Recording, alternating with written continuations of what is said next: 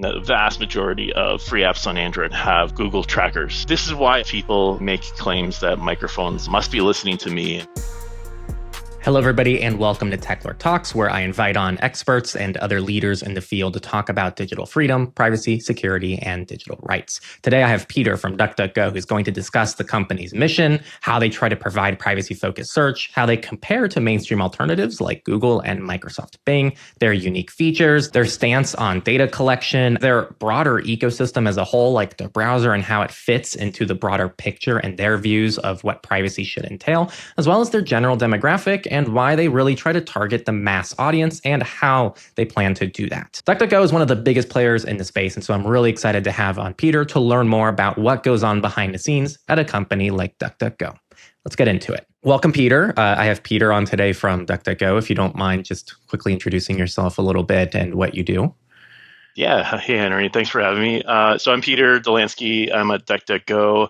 I'm on the product team at DuckDuckGo. I tend to work on our browsers and our privacy protections at DuckDuckGo, and sort of been working in the space of browsers and privacy for, I think, more than 15 years now overall. So I'm sort of steeped in it.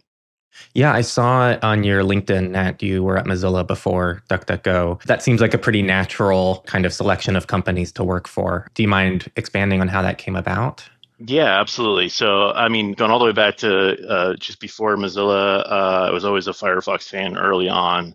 Obviously, it was a very, one of the first sort of mission-driven, community sort of driven initiatives that got a lot of traction. Huge Firefox fan. I made an effort to try to join the team. I joined over at Mozilla. Spent 8 years there. Very much a proponent of their mission overall. I started in some other areas, but eventually took on product lead of Firefox Desktop. So Firefox for Windows, Mac, Linux, and then privacy and the security areas of Firefox as well. And so I worked on a lot of the technologies, privacy technologies they have in Firefox. I know you've talked about some of them on your channel before, the enhanced tracking protection and a bunch of other capabilities in Firefox. And then, after about 8 years there, I got to know some of the DuckDuckGo folks. DuckDuckGo has always partnered with Mozilla in some way for DuckDuckGo Search as part of one of the search options, of course, in Firefox. And the DuckDuckGo team some point convinced me 6 years ago to come work on privacy and browsers at DuckDuckGo. And I've been at DuckDuckGo ever since the last 6 years. Very nice. And then before we start diving into stuff, I just want to make sure people get to know you a little bit more. Sure. Director of product, I might hear that and go, okay, director of which product? Like, what does it actually look like day to day? Like, what are kind of the decisions that you make? What is your role if you had to explain to somebody like what you do day to day at DuckDuckGo? Yeah, let me first explain it a little bit by describing DuckDuckGo organizationally. I'm not the only director of product. We actually have multiple overall. We hire very senior, very well-rounded people that can work quite autonomously. We are a very flat structure. We're a small company. When I started, I think there were around 80 some odd employees. Over the last 6 years, we've grown out to about 400 or so, and we take on the tech, Goliaths of the world. So we do a lot with a small team overall. We tend to have our product people kind of specialize in different areas of the product. Either some are more focused on the experience of the product and the onboarding of our applications and our browsers. Some focus a little bit more on the core browser technology or the privacy features of those browsers. That's a little bit where I spend most of my time. And then, of course, we have some working on new stuff like AI, our Duck.ai that we've launched pretty recently and is growing very quickly. So we have product people kind of specialize into these different areas, and they work day to day with engineers, designers, copywriters, etc., to decide sort of what features we're going to build. In the case of privacy, it's evaluating what threat models exist and which threats we want to specifically build capabilities for protecting users from. And so that will be defining those features, coming up with the projects that we're going to run, and then working with our counterparts on design or engineering to come up with prototypes, test them, play with them, adjust them, and then figure out how to launch those things with real users and then collect feedback from users and iterate. And that's basically how we build our products, very much listening to what our users have to say. Either we go on Reddit, we go on social channels, we listen to users there, we engage, we do a lot of user research as well to interview people, understand their perceptions and what works for them and what doesn't, and use that to help shape basically what we're building in the product overall. Very nice. And then you're focused more on that privacy security development. Yeah, privacy and specifically browsers, our browsers on desktop and mobile. Great. Okay, yeah. So I definitely want to touch on your ecosystem later on in the interview. We'll touch on the browsers. We'll touch on your new subscription that I know is new, how that integrates with Duck AI. But I want to start, you brought up the big tech companies, and this is how I really wanted to open this interview was to, DuckDuckGo is a very well-known brand. I feel like it's a very unique name, very unique branding. You guys run billboards everywhere. It's one of the privacy, companies that has penetrated, I think, the mainstream awareness very nicely. But I still think that a lot of people, they still use Google, right? They still use a lot of these very mainstream providers. And so I want to just start by asking you, what is happening when somebody is using Google on a daily basis? And what are you trying to offer as an alternative to that? And how do you inject yourselves in that equation? Yeah, so maybe we can tackle that from a few parts. So maybe just a quick point on your, most people use Google. Yes, obviously Google from search is dominant, 90+% market share globally, multiple antitrust lawsuits against them. Yeah, it's pretty clear. Most people are very, very familiar with Google. To put it in context to your earlier point, in the US, DuckDuckGo search is the biggest non-Google search engine by volume on mobile devices specifically. So yeah, I mean, we're hugely popular. A lot of people know us from search, and then we use that to foray into browsers, which I'm sure we'll talk about later. But so yeah, to your point, a lot of people know DuckDuckGo. I'll pair Google and Chrome together because both of those, the Chrome browser and Google search are heavily used by people worldwide. What is happening when people use these products is you basically on the other side of that have a company that is the world's biggest data collector that is using every tool at their disposal to collect information about you, your actual searches, of course, but behaviorally profiling you, collecting what websites you go to and deriving information from that. And they're using that to, solidify their ad business model, which is entirely based on providing targeted ads based on these behavioral signals and everything else. And so it is just insane the level of data collection that they've actually been able to amass. And that tends to come from not only the data collection when you use Google search, but on almost all the websites on the internet and almost all the apps on mobile phones. So, the vast majority of websites on the internet have Google trackers embedded in them. And the vast majority of Android free apps, we can talk about our app tracking protection that we have a little later, but we know this through our testing that the vast majority of free apps on Android, for example, 90+% have Google trackers in them. And these trackers are just constantly collecting all kinds of bits of information about you. And it's not just, I think most people would assume it to be, well, they're collecting that I'm into snowboarding or something that doesn't sound too nefarious. But it's actually, much, much deeper than that. Like, in apps, they're collecting your whether or not, you have headphones plugged in or not, your battery status on your mobile device. We've done a lot of research and sometimes working with newspapers on apps that are supposed to be health related apps or health websites, and they are basically sending back details about prescription drugs, health conditions, and so on to Google and others. Google is just the biggest of them, but there are a whole bunch of other companies, of course, in the mix here. And so all of that is happening behind the scenes when you're using Google products. They don't prevent anyone else from collecting this information by default. And as a result, I think the manifestation of that most people see is ads following them around online, often creepy ads, price discrimination, other things that we can get into. But this is why I think most people make claims that microphones must be listening to me. And this is why I'm seeing all these ads following you around. And I don't dismiss that there could be some microphones and some, home products that might be listening to you, but the vast majority is happening through this web of data collection. It's almost happening creepier behind the scenes. Yeah, absolutely. It knows you better than it knows you just as well as if the microphone was recording the whole time. Exactly. Yeah. Sorry, I didn't mean to no, that's that. Yeah, I think that's the summary, and so that is the experience that most people have.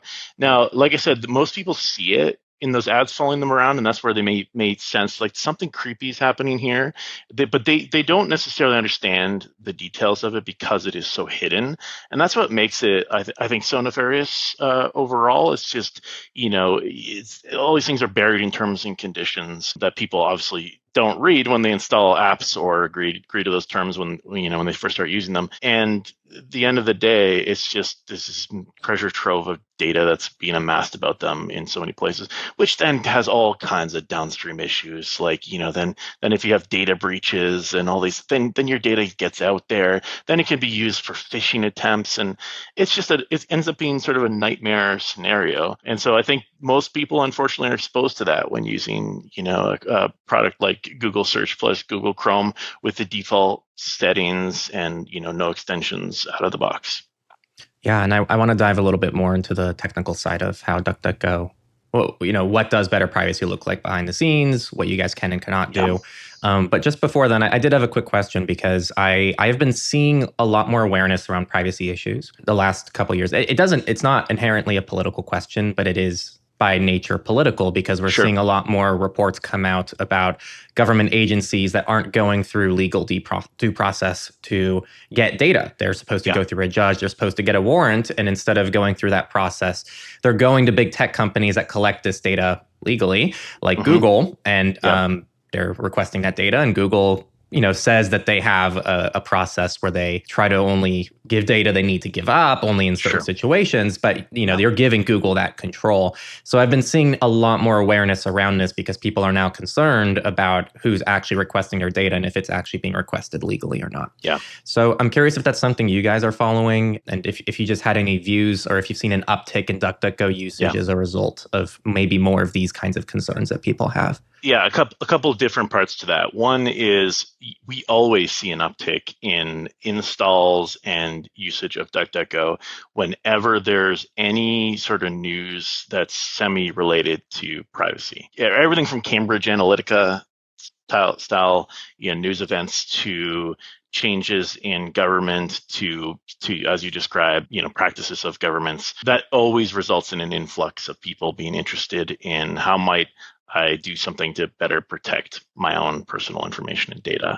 And so that's always been the case for many, many years overall. So yeah, I mean, that's, DuckDuckGo has been increasing in popularity over the years to get us into this position where a huge percentage of people are using DuckDuckGo for search and also for browsers as well, which I'm sure we'll talk about. In terms of like the specifics of, government bodies requesting data, our position has always sort of been, we're not going to collect any of it and never put ourselves in a position where we have to give up any data about any user to anyone. And that's how we've built our business. And so, I don't even think, I'm not involved in our legal requests that we get, but I don't think the government bodies for the most part even bother with us because they know we don't have anything to give on our users. And so we follow it in so much as we know it leads to people being interested and worried about these things. And of course, we want to do what we can to protect people. But the best way to do that is simply don't collect that information to start with.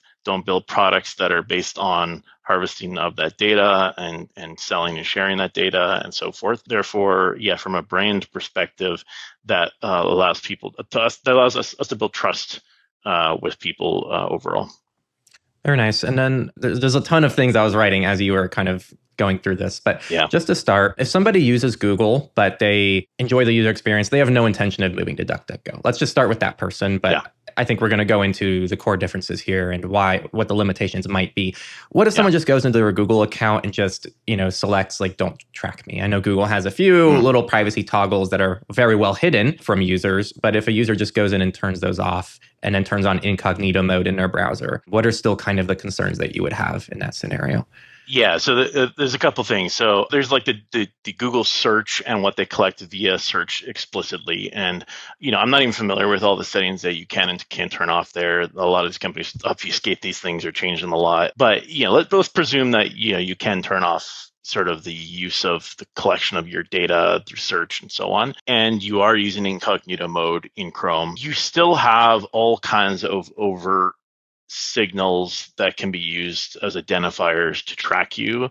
And so it doesn't prevent any third parties from necessarily doing that overall. You need to take it a step further. You basically need to actually block the trackers from running on these websites outright to prevent them from collecting these things that would even be collected in an incognito context overall. Of course, incognito will do some stuff, right? Like it's not going to persist the cookies when you're done that incognito session. And so there might be some temporary identifiers that get blown away when you're done.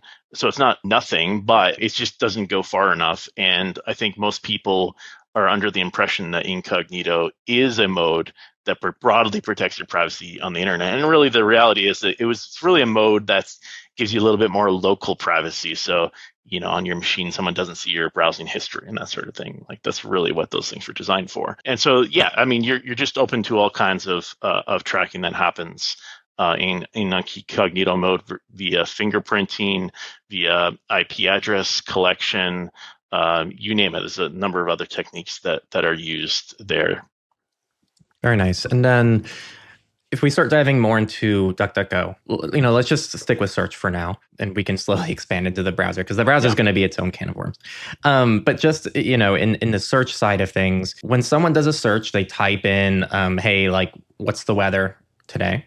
Yep. In San Francisco. If they put that into Google and then they put that into DuckDuckGo, what is happening behind the scenes that is fundamentally different from a privacy perspective? On the Google side, I mean, I can only say in so much as like I understand, it's a black box, so who knows exactly what they're doing behind the scenes, right? But generally speaking, my assumption is that you send a search off to Google and it goes to their servers. They certainly collect the who did the search in terms of if you're logged in, which they very much encourage you to do, by trying to auto log you in Chrome all the time. They'll associate that search with your identity, presumably, and then use it later downstream for ads or whatever else in some way. I think that's the main thing that's an implication from a user perspective. Of course, there's the location aspect of it as well to enable local search results. In DuckDuckGo, there's a couple different elements here. Of course, like you may want local search results, in which case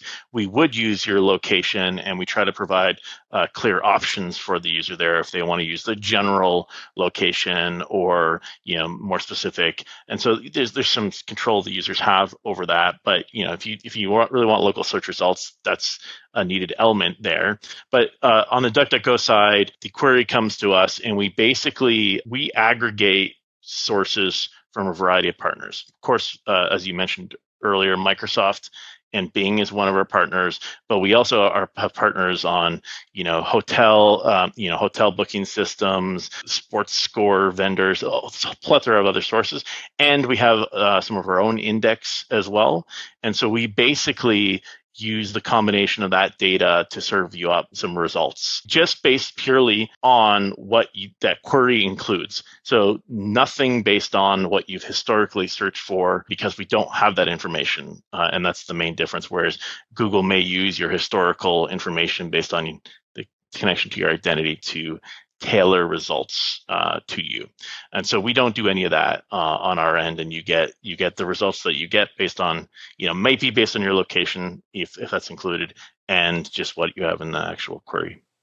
Got it. And then what kind of, that applies if you're logged into a DuckDuckGo account as well, I assume? We don't even have a DuckDuckGo account to log into. So the things for your ecosystem are kept separate from the search. Is what exactly. So yeah, there's no DuckDuckGo account related to search. We have the ability to save search settings so that in a cloud saved thing. It's not an account based. That way, if you blow away your data in your browser, your search settings don't get reset and that sort of thing. It's a good feature.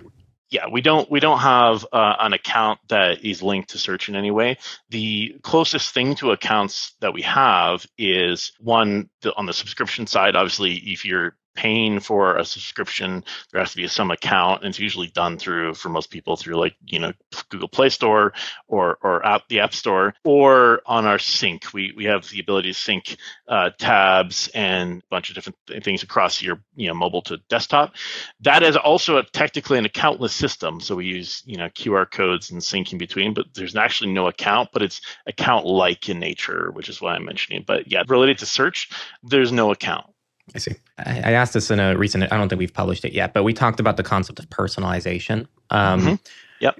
Companies like Google actually are quite proud that they keep this data over time. It's, for personalization, it's to learn about you over time. And especially now with AI, as a consumer, there is potentially some more real tangible benefits, potentially, right? Yeah. Like if you ask, hey, Gemini, what's the weather near me? It might remember that last week you typed it in for San Francisco in Google search. So then it knows that. I'm sure it already knows that. It doesn't need to do that, but it's just kind of a hypothetical example. Yeah.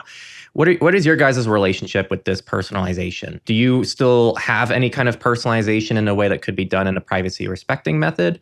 Or is this just something that users lose out on? Or do you not see this as a loss? What is your relationship with this?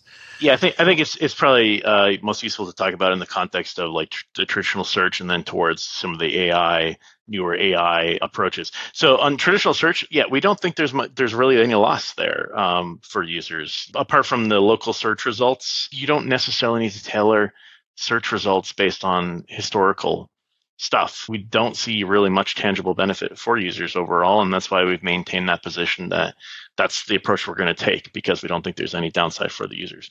Now, on AI, to your point, I think there's different use cases are emerging where the utility may very well depend on some additional context. That is quite new in that, like, a lot of people are trying to figure this out, us included, on how to do this in a private manner. There's different elements to that. There's inevitably there's a bunch of model providers on AI that most, including DuckDuckGo, are partner with or using, right, between OpenAI and some of the other ones. The sending, IP address and personalized metadata to those companies isn't necessary for starting to provide more utility in chats and things like that. And so, in fact, that our Duck AI that we do offer, which you can access through any browser, but of course it's also built right into our browsers optionally, and you can easily disable this. We basically proxy those connections. We strip off personally identifiable metadata so that the model providers don't get that information. And I think we're still in the forefront of figuring out beyond that, what is the best way to deliver privacy without trade-offs on utility. And that will include, keeping context and building up, context based on the types of use cases. Some of that may include in the future local models for things. We're still in the, pretty early stages of figuring a lot of this out. So I'm sure you'll hear a lot more from DuckDuckGo on that over the coming months. Very nice. And then just to lock in a couple more technical privacy things before I zoom out a little bit more about broad search, and then we can go to the other ecosystem stuff. If I was to become a DuckDuckGo employee and I was to get access to your server and I was to look at what data you guys have on every search query. Yeah. What does that look like? Just so people can get an understanding of what data is collected about them when they're using the search. To be honest, I probably couldn't give you the detailed answer on that with certainty because I don't work directly on search. But at a high level, it is pretty much mostly the query itself, right? And then there is some data in there that's used for fraud detection. We have, we basically our retention policies and everything are such that we delete things as soon as possible, but I couldn't give you the specifics of exactly what's, in associated with those queries overall. But what I'll say on the stuff I'm a little bit more familiar with on sort of the browser side and so on, in terms of usage metrics and things like that, we don't have any identifiers per user whatsoever. So at most we collect interaction data, like how many clicks happened on a certain button and things like that at a very high level. And so most other browser vendors are collecting unique identifiers per user, even if they're not tied to an explicit identity like an email address. We do not even collect that level. And we have ways of making sure that, we purge data pretty quickly, and so it never gets to the point where there's small groups of users. Even though there's not really personally identifiable data to start with, we want to make sure that there's no way for us to start to session users based on some attributes about the bits of data that we do collect, and so we minimize that and have very strict policies on it. This might also be maybe a little out of your wheelhouse, but I wrote it down. There's been some talk in some regions about age verification on the search engine level, which is quite fascinating. Yeah. Horrible idea, in my opinion. But I'm curious if that's something you guys are at least aware of or following, or Yeah, we are aware of it. Again, I'm not the most familiar with it, but my understanding in hearing from our policy folks is that I don't believe it applies to DuckDuckGo. I think it may be different per country, and there may be some nuances that I'm not familiar with. But my understanding is it only applies, to maybe search engines of a certain size or something. There might be some requirements around it, but I'm not 100%, up on all the details of that. But my understanding is it's something we're not needing to worry about at this point in time. Got it. And so I do want to ask about open source, and kind of your views on open source and what is and isn't open source in the DuckDuckGo ecosystem. But I guess maybe as a part of that, you guys are still the default search engine in Tor, the Tor browser, which is quite a high threat model tool for people to be using. It's not your average person that just boots up the Tor browser on a daily basis. And that also, by extension, I think means that on Tails OS, I think DuckDuckGo is also the default, if I'm not mistaken. So what is the overall threat model and the posture? Like, who does DuckDuckGo really serve from a privacy angle? And then how does kind of open source fit into that for you all? I mean, we serve multiple user types, of course, but the way we look at it and think about it is anyone who's, caring, it basically cares and has some propensity to act on their privacy are the types of people we want to serve. And that, like, if you look at the people today that use specific browsers with all kinds of settings changed and have multiple extensions layered on, like, those are not the primary people we're going after. Of course, we want our tools to work really well for them as well, but we are going after the people who don't know what to do. Like I've sat in literally hundreds of user research interviews on the average consumers, and most people fall into this sort of bucket of like they're getting creeped out by ads following around. They have some notion that all kinds of data is collected about them that there shouldn't be. They want to do something about it, but they don't know what to do. And so those people, they will never install a browser where they have to go change 20 settings and go install 3 extensions. Like, that is a little bit too hard for most people. And so we are trying to basically we've often talked about it as the easy button for privacy. Like, just install DuckDuckGo. Our defaults are what you want. They'll take care of you, and we will do our utmost to protect you, on search, when you browse on other websites, in other apps, and so forth. So that's the sort of broad audience of people that we're trying to cater to overall, and so that's like, you'll see that manifest in our product. We try to keep a simple, clean interface, easy to use. Our fire button in our apps, you can delete anything quickly. People love it. People love tweeting. They love changing the animations and everything on it. That's the sort of thing that we want to deliver that really appeals to people. At the same time, really living up to that brand promise of actually protecting you behind the scenes. It's not, a lot of other companies engage in what I'll describe as sort of privacy washing, where we're private, we keep your information private. They sort of often mean we'll keep it private to us and won't share it with others, but we'll use it quite a bit. We really try to live up to that privacy reputation in behind the scenes, often not observed by the user overall. But those are the sort of people that we're really trying to cater to broadly. Yeah, and I think it's important. There's definitely a more maximalist privacy posture that you can have. And I know a lot of our audience is very much into that camp as well. But I don't think that people should need to have maximal privacy and have to do even all the things that we talk about on this channel, which is ironic, but people shouldn't have to go through all of that to at least get a nice major upgrade in their day-to-day life. Absolutely. And I feel like that is where services like yours are really good. Swap in, like, getting everyone in the world from Google to DuckDuckGo is fantastic. And it's kind of also, maybe we can talk about this later, but ecosystems and suites also kind of have this negative association in more of the maximalist community because people don't want put all their eggs in one basket. Proton gets kind of similar flack for that. But the reality is most people like and enjoy and have the convenience of an ecosystem, and getting them from one ecosystem to another that has end-to-end encryption that better respects them is typically a huge win on a mass level. Just injecting my own opinions there. I don't know if you have anything to say to that. A couple of neat things. Like this approach that we've taken to sort of cater to the average person that just wants to privacy basically day to day. It seems to resonate. Like obviously I mentioned our search and how much it's used earlier. Even our browsers on iOS in the US, we are the most popular browser on iOS devices, other than Safari, obviously, which is included, and Chrome. To the earlier point, right in the coattails of Google search, we are the most popular browser by usage on iOS, and so people are really drawn to it overall. And to your point, like. Yeah, I think it's great that there are a whole bunch of tools out there, tools being extensions, other browsers that have maximalist approaches. I think it's great. And people, if they know how to use those things, by all means, use these tools. What we have found is that when some of those tools are adopted by people with a little bit less know-how, they become very problematic, right? Like an example might be something like uBlock Origin.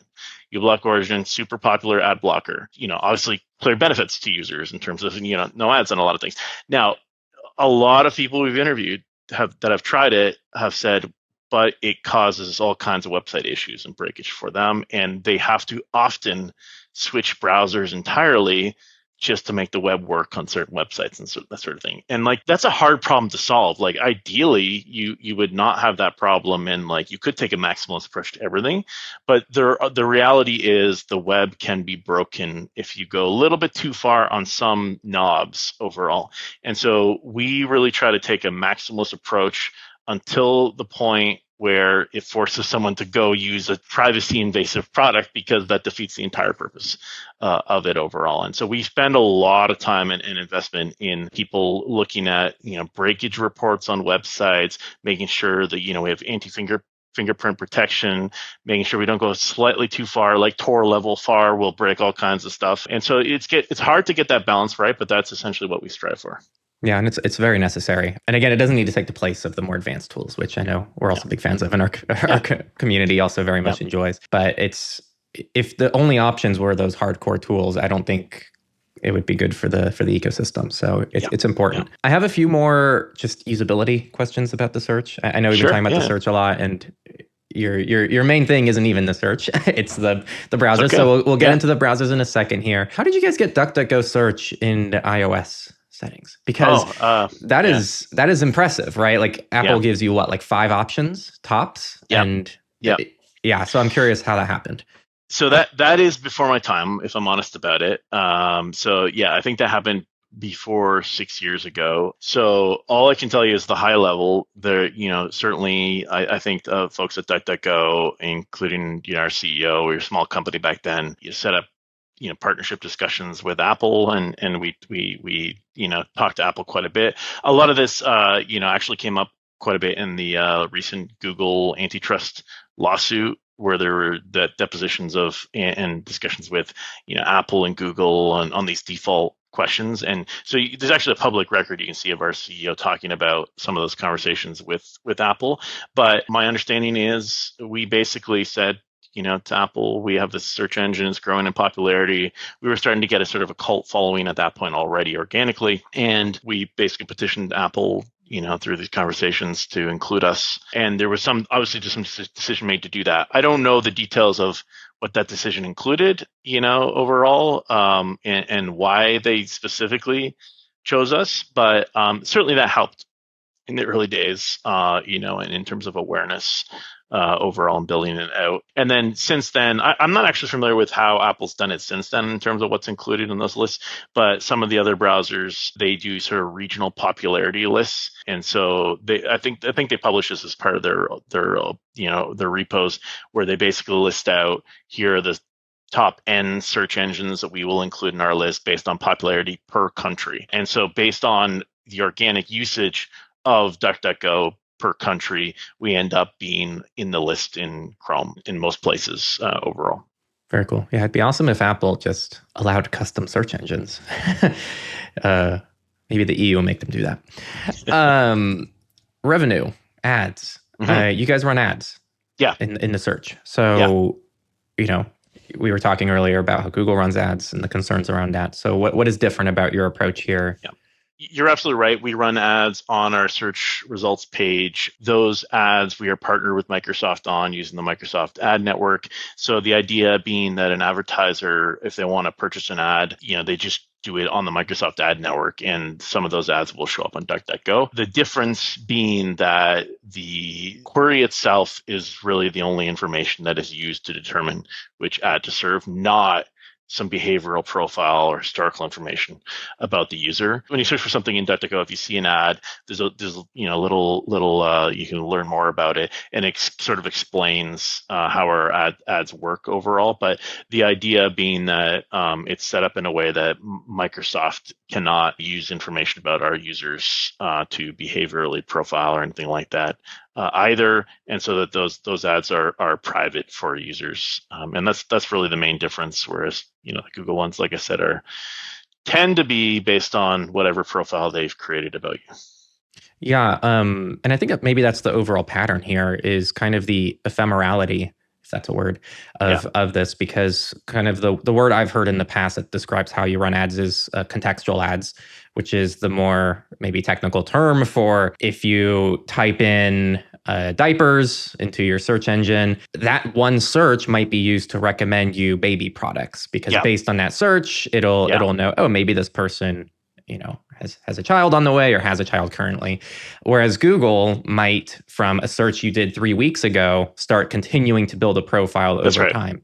So it kind of goes back to what we were talking about earlier, which is what's being, quote, personalized and kept long term and built into a profile versus what is just here in the now. Is that a good reflection of that? That's a great reflection of it. Yeah. And the other thing I'll say is a lot of Google, Meta, these big data collector companies, not only do they collect data about you based on your website visits and searches in the case of Google, they also have lots of ways to collect data about you, not even on the internet, right? Like, you go to a store and buy something these days, in most stores, what is the first question the cashier will ask?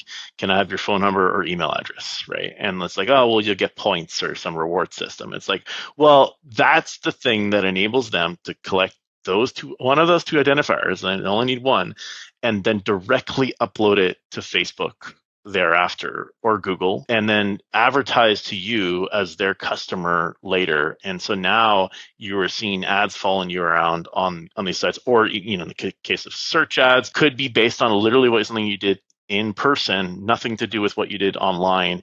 And people don't realize this happens and are freaked out by it all the time overall. And so, none of that happens on DuckDuckGo with respect to our search ads. It is just, you search for a car, you'll get a car ad. You search for diapers, you might get a diaper ad. Got it. And then that's kind of the search end of the equation. So now we pivot over to kind of the other stuff you do. This has, because I've been running this channel now for over 10 years. And back then it was just DuckDuckGo. I don't recall there being anything else. I remember when you guys released your apps for the first time. Then you released them for desktop. Now you have DuckAI. I think there's even a VPN now, if I'm not mistaken. Yep. That's right. So can you kind of walk me through this expansion over time? What you guys are choosing to expand to, why, and where you think your role is here, either for yourselves or the people who use DuckDuckGo? Absolutely. So we have the DuckDuckGo subscription. There's 2 tiers of it. There's a pro and a plus tier. Both tiers have the same basics in terms of privacy protections. So you get VPN, you get personal information removal, which I can talk about in a minute. Is the VPN only in your browser, or is it system-wide? It applies system wide. It is in our browser apps. Like that is how we distribute it. Like we don't distribute it as a separate thing. Like you install our app that includes the VPN either on mobile or desktop, but it does apply system wide. So it is not just for what happens in the browser overall. So there's a VPN, there's personal information removal to scrub your data from data brokers online. There's identity theft insurance in some countries for people that are worried about that. And then most recently, as part of Duck AI, our optional AI, you get access to more advanced AI models with the subscription. And the second tier in the subscription is to give you higher limits on some of those more advanced models, basically, overall. So the reason we went from, search free, browsers free, all the privacy tools free to having the subscription is there are certain threat models that, like IP address collection and, some of this personal data removal that are inherently expensive to actually deliver to people. Meaning with the amount of money we make from search ads and as a business, we couldn't afford to offer all of this for free to people. We wouldn't have a business essentially.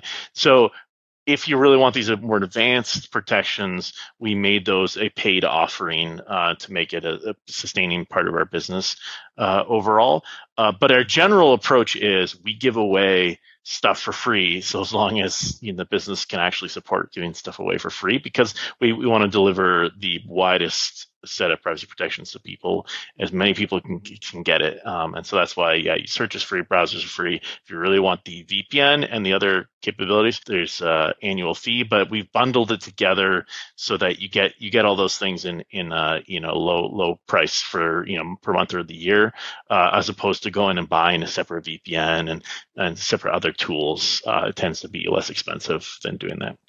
Yeah, so I guess you kind of, that was going to be my next question is, where do you see yourself positioning this relative to somebody who wants to use this VPN and maybe, I think you guys have email aliasing as well.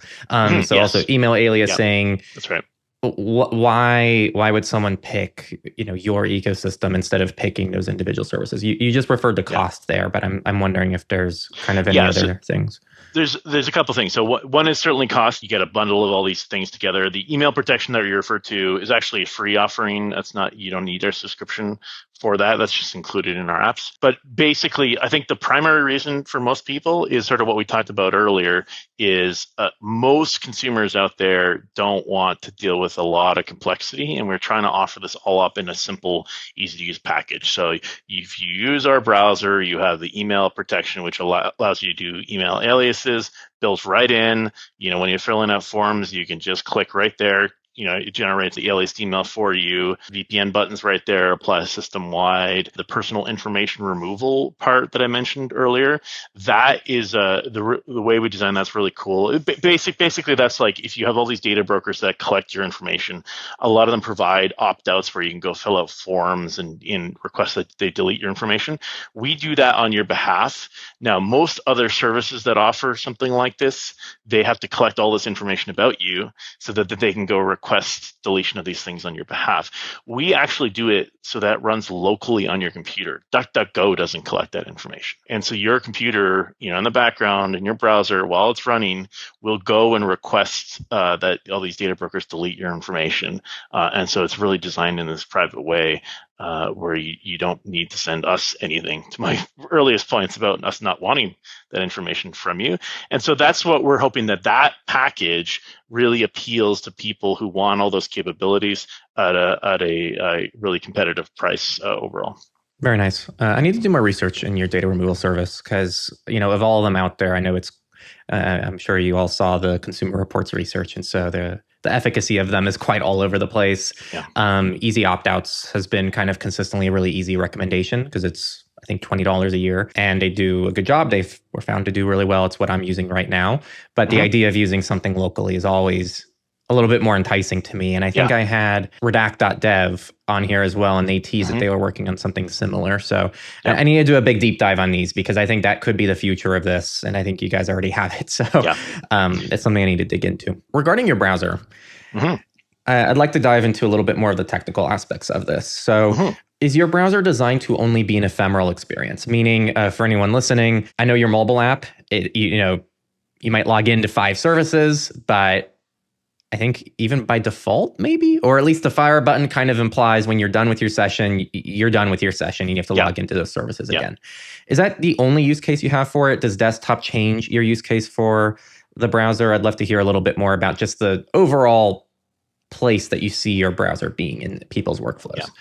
Yeah, so the short answer is no. It's we intend our browsers to be your everyday primary use browser. Now, where we started, years back on mobile was probably, fair to say a little bit more ephemeral in that we didn't have a lot. There was a lot of browser capabilities we never used to have. I think at some point, I'm not even sure we had bookmarks in there. Like there was a bunch of, it was much more ephemeral. And on mobile, that's a little bit more understandable because if you think about mobile use cases on a browser, it's often like you're like click a link to read an article and like you're done with it, right? Like you never care about saving that and coming back to it, or that's the exception. And over time, of course, people started to do more and more things with their mobile devices and started to use them for purchasing and things like that. So we've sort of evolved the browser over the years to be, hey, this can, if you want to use it in an ephemeral way, great, easy to do that. The fire button's there. But we've now really built out many more capabilities, including data syncing, so that you can use it as your everyday browser. We, on the fire button, to your point that it would blow away cookies and session data and things like that, we have started to make that more configurable without making it harder to use for people who do want to use it in an ephemeral way. We have started to, and you'll start to see this on our mobile devices first, and as well as our Mac browser, we have this out now. You can, instead of clearing all your data, you can clear data just for one tab, for example. And so we give some optionality there, whilst, like I said, still easy access to clear everything if you want. We also have the notion of what we call fireproofing, and that allows you to basically denote, hey, these are websites that I want to maintain sessions on. I want to save. I don't want to blow away all the data, and so you can fireproof websites, and so that when you do use the fire button, it will keep some as an exception overall. And so we see sort of a, not quite a bimodal distribution, but the distributions of different types of usage. Some will use it in this sort of very ephemeral way, but many, many of our users use it as their primary day-to-day browser overall. Because I think the reality is that if you look at browser usage, including on desktop, a lot of people actually have more than one browser, and they've historically segmented their usage. Often that segmentation is like work versus personal, or maybe like based on use cases, or multiple accounts you want to be logged in simultaneously, or people will have been doing that with incognito mode or private browsing mode as well. And we're basically trying to have it so that like you can just use it every day, but we still enable these other use cases. And so at first we actually didn't have a separate sort of incognito mode equivalent, because our thought process was, well, if most people are using incognito when they want to be private, ours is entirely private by design. But some people really wanted that because they were using it to log into another account or something that wasn't specifically about privacy. And so we started introducing what we call fire windows, which is equivalent for the sort of local privacy, being able to segment use cases on desktop. And we are experimenting with a version of that on mobile right now. And so, you'll see us more and more move to satisfying really any type of use case people want. Nice. And so what's the underlying technology for your browsers? We have Chromium-based browsers, we have Gecko-based, which is Firefox-based browsers. Yep. What's your approach on different? I think it's different on different operating systems, if I remember correctly.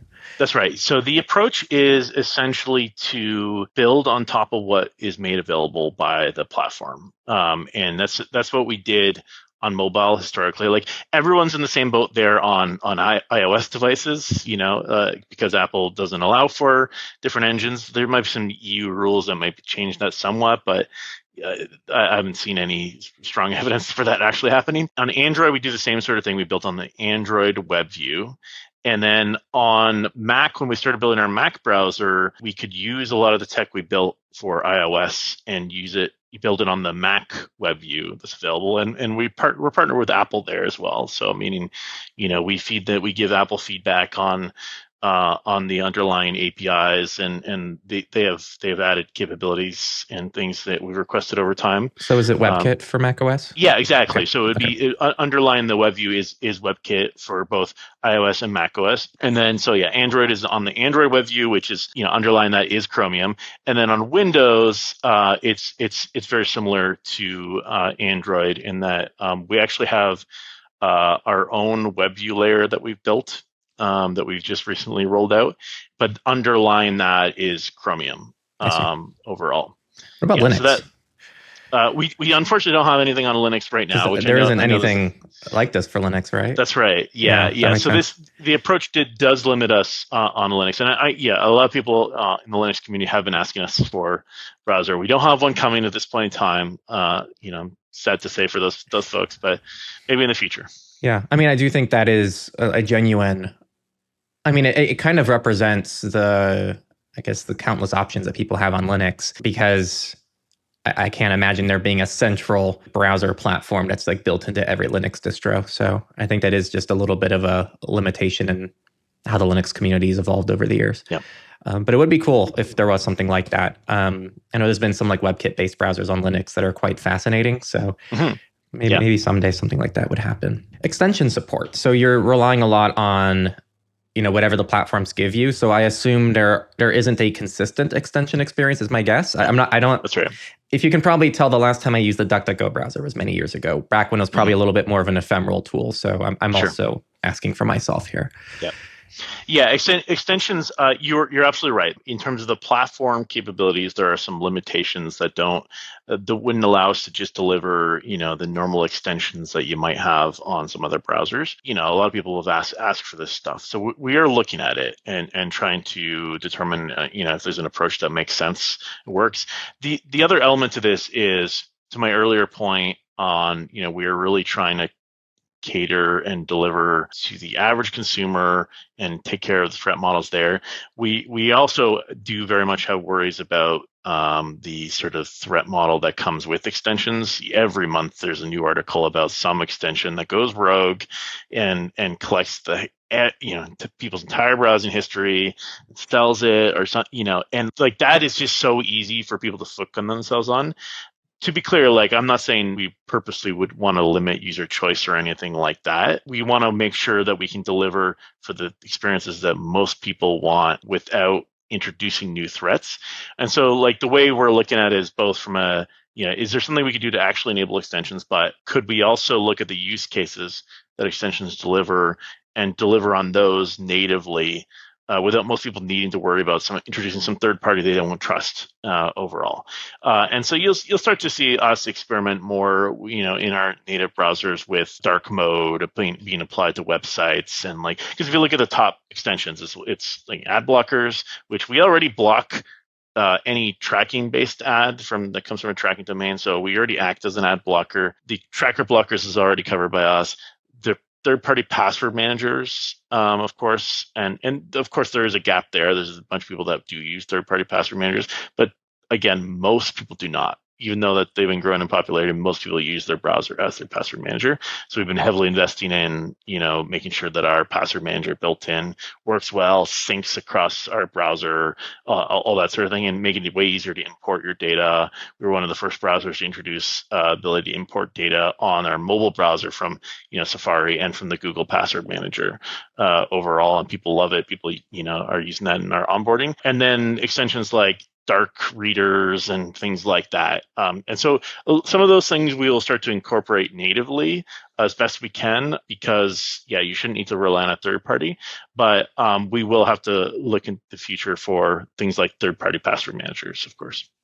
Nice. And then on mobile, it's not as much of a concern because you have autofill that's built into the system. True, absolutely. So I guess it's more of a desktop concern, which frankly, I mean, that shouldn't be your guys' problem. It is quite unfortunate, because I think autofill would just be better if it was handled on an OS level. I still to this day think that what Apple did on iOS is hands down the best version of password autofill, because it works reliably in every app. There's no kind of preferential treatment that Apple gives keychain over other third parties.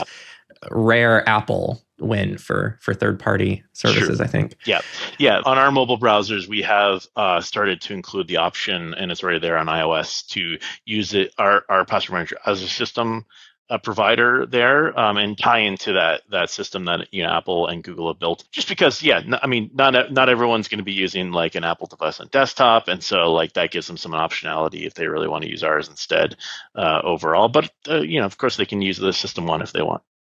Very cool. And I wanted to just ask very, very broadly, actually, why did you guys opt for this like platform-based system? Like, why did you not do a Firefox fork or a Chromium Yeah. fork? What were kind of what's the philosophy here? A couple of things. One is, if I go back historically, we were a very small company when we started on our mobile browsers. Like, you're talking about one or two engineers, total working on these things. And so pragmatically, it made the most sense. Well, as I said, everyone's in the same boat on iOS, so we kind of had to follow that approach. But pragmatically, it made the most sense to not reinvent the wheel on some of the underlying capabilities. And as long as we could deliver on the features we wanted and the privacy, live up to our privacy expectations overall. And so we applied that same approach when we looked at desktop as well. Like, can we use what's already there? Can we use, like, from a security patch and update perspective, the fact that like Apple's already handling that for the most part with OS updates, and so that you don't have this dual, the OS has to be updated and the browser has to be updated to get certain security patches. So like that was the approach we decided to take on Mac, and it's worked very well for us. By the way, it also allows us to do something like distribute in the App Store on desktop on Mac, where other browsers don't necessarily have that capability overall, unless they're doing something similar to us. On Windows, there's a little bit different. We originally started with using the WebView 2, which is available from Microsoft on Windows, but we certainly hit some limitations along the way, and then we basically had to go a little bit different route. But the philosophy is the same. Don't reinvent the wheel for the things that are already solved for people elsewhere, and build on top of that to deliver some of these capabilities overall. The cost of maintaining a fork of some of the other browsers, and either inheriting some of the web compatibility issues on some of them, or just maintaining that fork in other cases to make sure there's no privacy invasive aspects to it. We felt that wasn't the right trade-off to make, whereas we could go with this approach overall. But yeah, we'll see how it evolves into the future. This approach is working for us for the foreseeable future. Nice. Do you support passkeys in your password management solution? We not this moment. Well, we do. Sorry, I should say we do on Mac, and I think on iOS. On Windows, we do not. But we got a project right now to look into enabling that properly. Like, it does work in some contexts, but we want to see if we can store some of the passkeys in our password manager directly, and enable that model for people. Very cool. Progressive web apps. Is that something that you guys support on desktop or mobile? We don't. No. Yeah. Honestly, it's the sort of thing where, like, I remember being involved in the early days of progressive web apps, at Mozilla, and like, it seemed to have a lot of promise overall, but the adoption really hasn't been there to a huge degree overall. Like, we even had a version of DuckDuckGo search as a progressive web app up until a couple of years ago, I think. It's a confusing model for people, unfortunately, at the end of the day. Like for example, when we started offering, a Windows app, browser app, and we had a progressive version app version of our search, we started getting all kinds of user feedback that was very confused. They would say things like, they would be like in Edge using DuckDuckGo, and they thought that was our browser, or the reverse was true, and they would complain that we blew away all their bookmarks. And there's all kinds of sort of user, I think, issues with understanding that model. So it's not something we've really thought so hard about enabling. I'm not going to say we wouldn't do it in the future, but it just doesn't seem like it's taken off to a huge degree. Right. And what about fingerprinting protection? We have kind of like the Tor project and Mullvad browser's approach, which is to blend users, make them look together so that Yep. websites can't, tell each user apart. We have kind of Brave's approach of randomizing fingerprints. Each time you boot it up, it's different. Do you guys have any protections against this? Yeah, we do. So there's there's a couple of different elements to this. Like one is there's a lot of fingerprinting scripts that are on our third-party block list that we have, and so but we've actually blocked the tracking scripts from all kinds of known trackers, inclusive of these fingerprinting scripts. So that's like the first layer. Like a lot of other browsers that don't outright block tracking scripts, they only block cookies. They won't block this. We block this stuff outright first. And then we do override APIs as well, similar to what you're describing from others. Where we might do some JavaScript injection on the page and override some APIs to sort of fool, or obfuscate the user's fingerprint overall. The approach taken is a little bit different on each platform because because on iOS and Mac we use, WebKit ultimately underneath, we inherit a lot of their anti-fingerprinting capabilities already. They're just baked into our browser. And so then, there's a slight difference on how we do it on different platforms. But the idea is that we do try to override a bunch of these APIs. We do actually have on our website, if you go to duckduckgo.com/compare-privacy, we actually have a nice little comparison chart that shows the different protections we have relative to other popular browsers and extensions as well. You can compare our extension to other extensions that are out there, and each one of those has a learn more, and we have help pages that go into the detail of each of these protections and how they work and what the limitations are per platform, and so on. Nice. And then something I forgot to double click on is, what is open source in your ecosystem? Yeah, so we are big fans of open source. We generally open source most things. I mean, there's some things we don't open source. The search we don't open source search. Search is you don't want it to become a gameable system, essentially. But browsers we open source.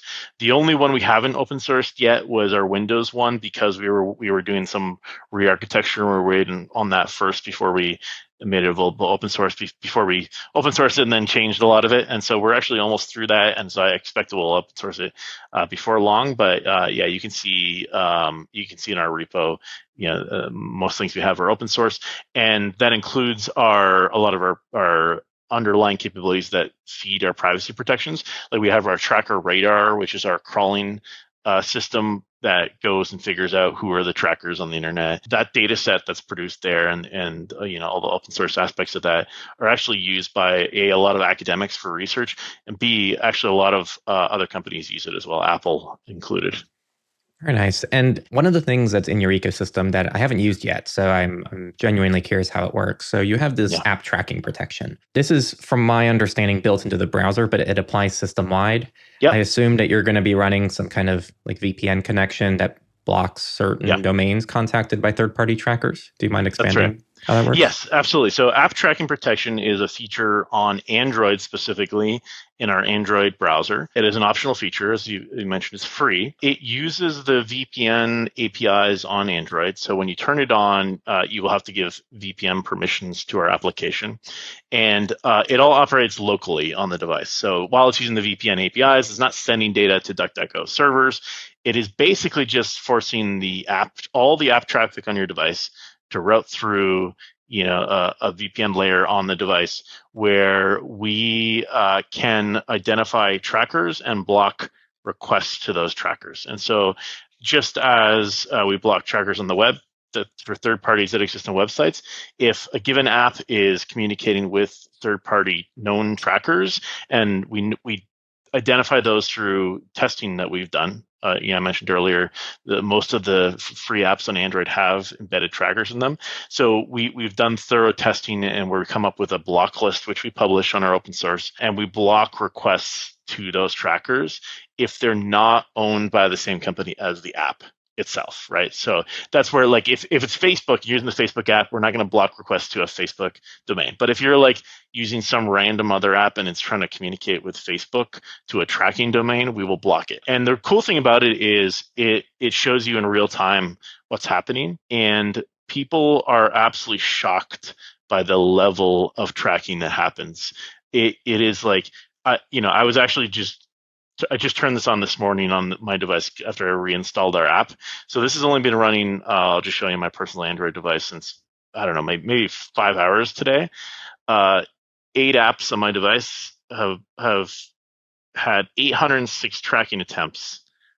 And if you dig into each one of those, it actually shows you the sort of bits of data they're known to collect, the trackers, headphone status and battery level and so on and so forth. And so when people see this, it's sort of a shocking eye opener. You go to sleep at night, you pick up your phone in the morning and you look, and like over the last 8 hours, there's been 5,000 tracking attempts, Right. which is quite insane.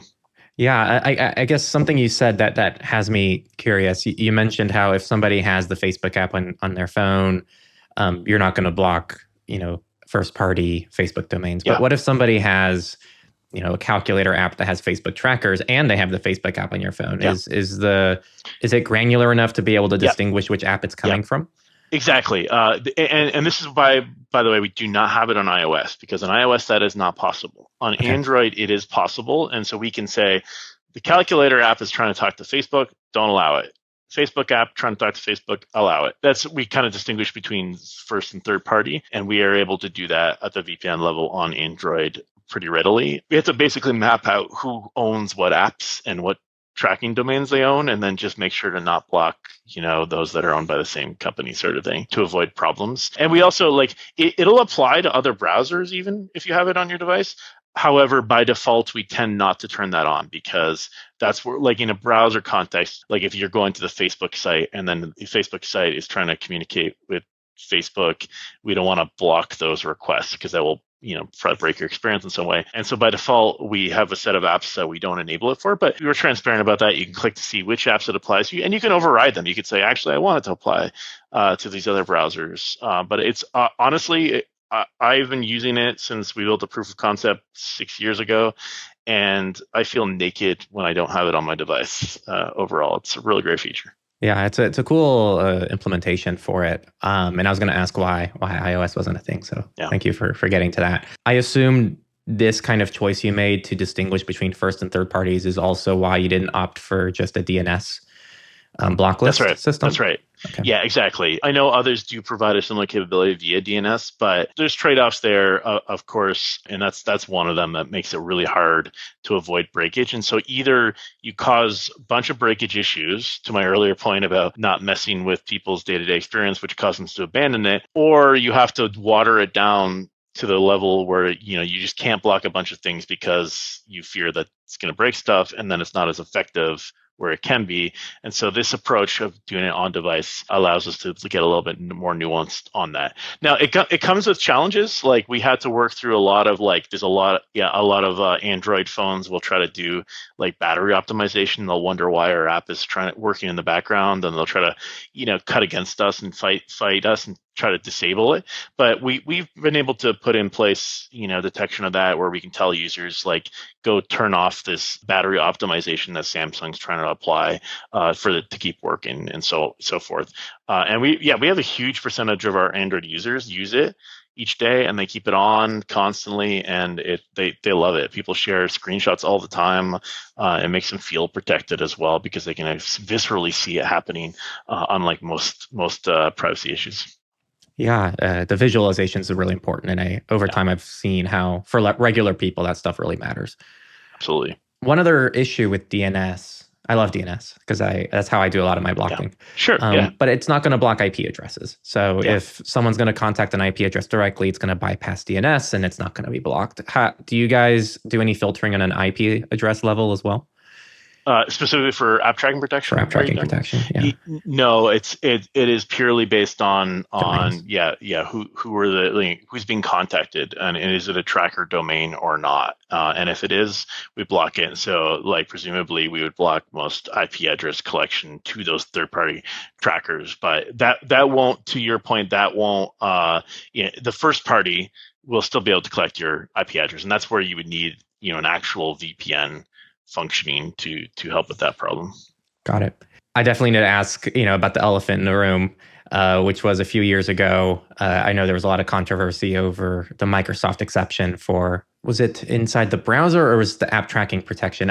Yeah, I can speak to that. Yeah, it was related to our block list, right? So I mentioned we block third-party trackers in all of our browsers, and that goes above and beyond what most browsers do. Most browsers that claim to be privacy protecting are just blocking cookies. So we were blocking cookies. We also were blocking the tracking scripts themselves. There was a requirement for Microsoft partners that Microsoft had in their contracts on search from many years ago, actually, where I don't know the details of it, but the clause was essentially there are certain domains, tracker domains that thou shall not block if you have any block list that you're applying in your product. We were not, I think at the time, transparent about that enough, and so even though I think a lot of people misconstrued it as, oh, we were collecting data and sharing it with Microsoft. Never the case.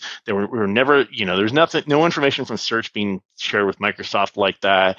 It was just that our tracker blocking on third-party websites didn't go as far as it potentially could have gone on those couple Microsoft domains, but it was still well beyond what most other tools provide. Now, we heard the feedback loud and clear on that. We should have been transparent about it. Since that's what led us to go document these things much more granular. I mentioned earlier, we have these help pages. We spend months going in and documenting how everything worked per platform. If there's any exceptions we grant, we listed those out. We also were able to work with Microsoft to change that policy as well, so that we could start to block those, and there wouldn't be such an exception overall. But yeah, I understand that people may have been concerned about that, and we hopefully have satisfied those concerns. Yeah. I think the default is to be quite angry and frustrated, but I think when you hear more of the details, and also I think the response to it has been quite solid, and it's good to see that kind of change over time. You mentioned feedback from the community, and I think I saw a recent poll. It's been a few months now, I think, but you guys polled the community to see what people think about AI. Yes, yeah. Yes, and AI, no AI, yeah. Yeah, no AI seemed to be quite overwhelming. Yes. But at the same time, you all have AI features that you're continuing to roll out. So I wanted to see kind of what your guys' views are on AI, how you think it fits in the ecosystem, and how you're balancing kind of that feedback of people who don't want AI with maybe some of the people who do. Absolutely. It's a great question. Yeah, we had a poll because we knew that there's a bunch of different opinions and attitudes about AI out there, and so we wanted to spur some conversation about it. So the poll was, are you yes AI or no AI? And as you stated, that a lot of people said they were in the no AI camp. And if you look at that and look at, okay, well, what do people mean by that? It tends to be, what is the felt experience for most people relative to AI? It starts with getting social feeds filled with AI slop. It starts with people having their maybe older generation parents sharing clearly fake videos with them and thinking they're real, and say this with some personal experience. This is a sort of felt experience that a lot of people have with AI, even though there's a whole bunch of other people that are starting to get a lot of utility out of various use cases, right? And so all of it kind of gets lumped in one bucket.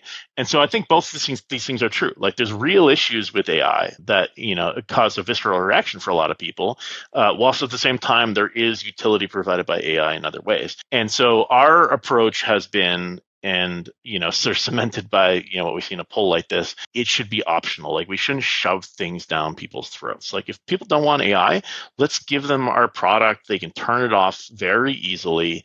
In fact, we added it so that you can, from the get-go, as a global toggle in our browsers, you can toggle it off, and then there's no AI entry point for chat. You can disable, in our search results, we have a search assist that sometimes will give you AI type summaries. You can disable that. You can also adjust it. You can say, I want to see this more or less. They should have the ability to turn it off, and that's the optional bit. To the point where we literally changed our app name in the app stores for a while to say AI optional. Just to make it very, very clear to people. And that's, like I said, compared to other systems out there, other search engines and whatnot, that are providing no options for people on this stuff at all. So that's been the approach. And to my point earlier about there's a whole bunch of people that get utility from this. We want to give them that utility. Like if people are getting value from it, we want to do it, and we want to do it in a way that gives them more privacy. And that's essentially why we built DuckAI out, where, as I sort of mentioned earlier, we try to anonymize the chat metadata.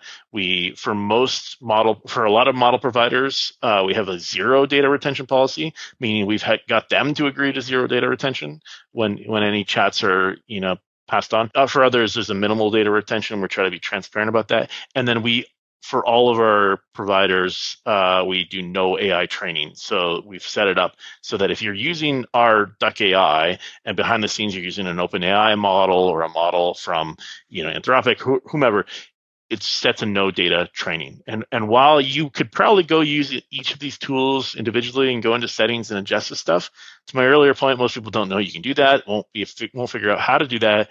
If you just use DuckAI, it just handles that for you across all these model providers. And so that's the sort of the balance we're trying to strike is for the people that want this and want to start to get the utility from it, give them the option to do that in a private way. For everyone else that doesn't want it, let them turn it off. Including we started adding filters to our images on our search where we could try to filter out known sources that provide AI slop images, clearly fake images in the results. I saw that. I did learn a few months ago that you guys actually have a dedicated no AI domain.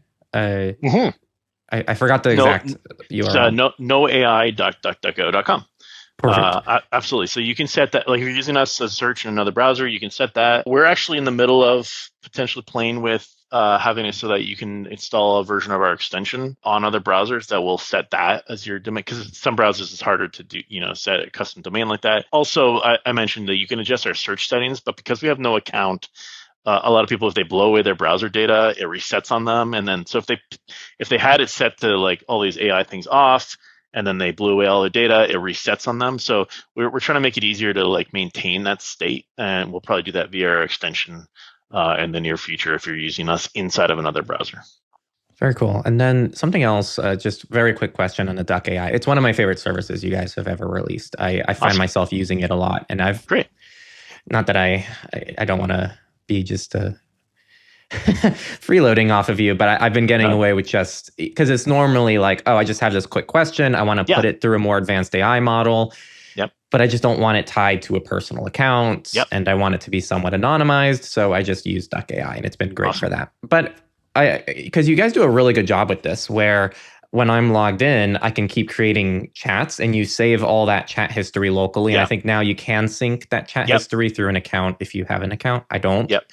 So it's just all in each browser, and each browser has its own history for me, which is actually a pretty cool workflow. My question though is there a persistent, because you mentioned that it's anonymized, every time you open it, is there any kind of persistent identifier between chats? So let's say I'm going to use Sonnet, from Claude Sonnet in one chat, and I ask, hey, look at this video script for me. Can you fact check it before I publish this video? Sure.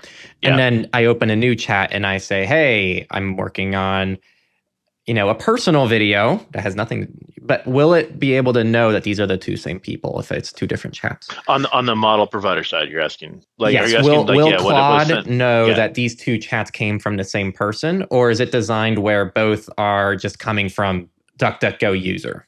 I think I'm going to be honest with you. I don't work on this stuff, so I don't want to say definitively one way or another. I can certainly check with a colleague. I think it's the latter, though, that there is not a persistent identifier on the model provider side, and that's to my point earlier about stripping out PII in the metadata, inclusive of IP address and that sort of thing. And so I think we're looking at ways of sort of enabling some persistence of that coming via the client. But yeah, I'm not familiar with all the details on what we're currently doing there, to be honest with you.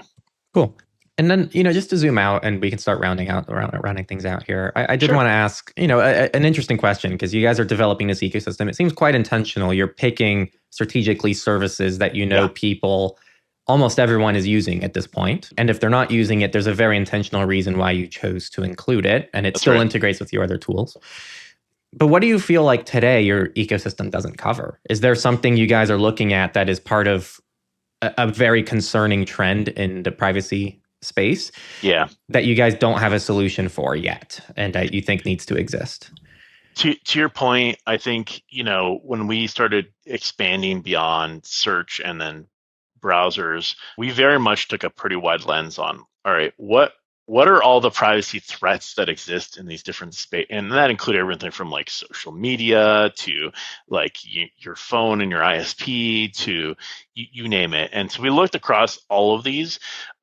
We tried to develop a good understanding of each of those threat models and the market overall, and we basically ultimately had like a rubric where we kind of narrowed in to say like, okay, we think these are the spaces that make the most sense for us to go into based on our capabilities, whether or not there's an actual market for it and demand out there, and what the competition looked like and that sort of thing. Like we obviously don't want to go if there's great providers offering a solution in a certain space, like we don't want to go in there unnecessarily and try to compete unless there's a reason to that you need more privacy in that space. So there's a lot of the different verticals here that have some concerning elements to them, but I would say the ones we've picked, which is search, browser, AI, are for us the most compelling for a few reasons, including that it has the widest ability for us to influence the standard of trust online, which is sort of the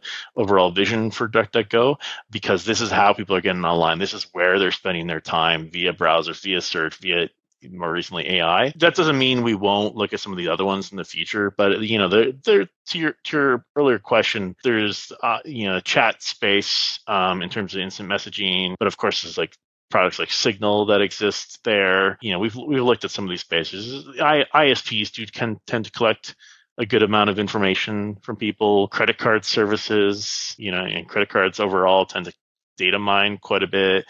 We have looked at these, and there are concerning trends in a lot of these spaces. But yeah, we either feel that there are decent solutions, or it would be too difficult of a problem for us to solve in a tractable way in a meaningful time frame in some of these spaces. And so the ones that we've picked, hopefully the best mix of those that give people the most benefit.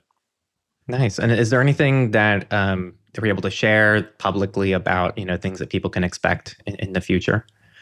Yeah. So I mean, I think I mentioned a couple of things earlier, but from our browser standpoint, you'll see our browsers gain capabilities and be capable of being your everyday browser for most people overall. And we keep iterating on those.